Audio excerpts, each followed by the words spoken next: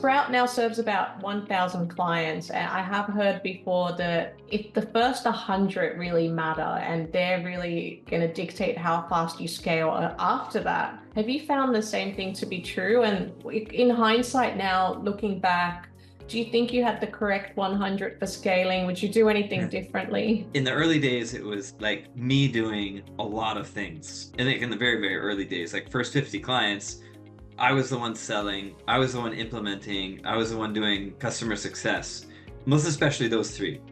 And that was super, super critical. If you're early stage SaaS, you need to be doing as much as you can yourself. First couple of customers we had, they had a handful of employees, maybe 20 or 30. And then we closed a client with 200 employees. And we recognized very fast that the sales cycle and support and things like that were very similar with these two groups. So in our minds, we were like, one is paying us like $100 a month and the other is paying us $1,000 a month. And they're pretty similar in everything else. So I think we need to go that way.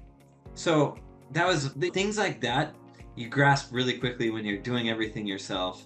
And you get to see, like I was doing all this like sales and onboarding and support myself. So I was seeing all this firsthand, man, okay, this is the way we need to go. And so we set our sights on getting bigger and bigger and bigger customers as fast as we could. And the software wasn't really ready. HR and payroll is incredibly complex.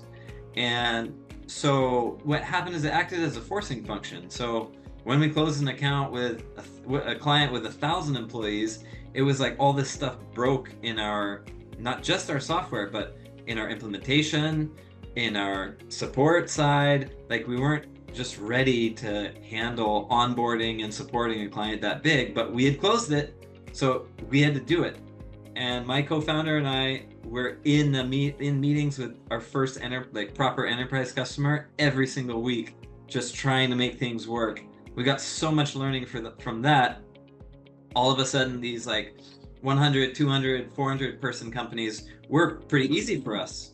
So it acted as like this forcing function to get us better and better at serving what would become our core market, which is like 100 to 2,000 employees. That's kind of our ideal customer range. We go all the way up to like 20,000 employees for some of our much bigger clients, but a lot of our bread and butter is this kind of mid-market. So yeah, those customers, those first few customers you have help you dictate the kind of direction that you want to take the company.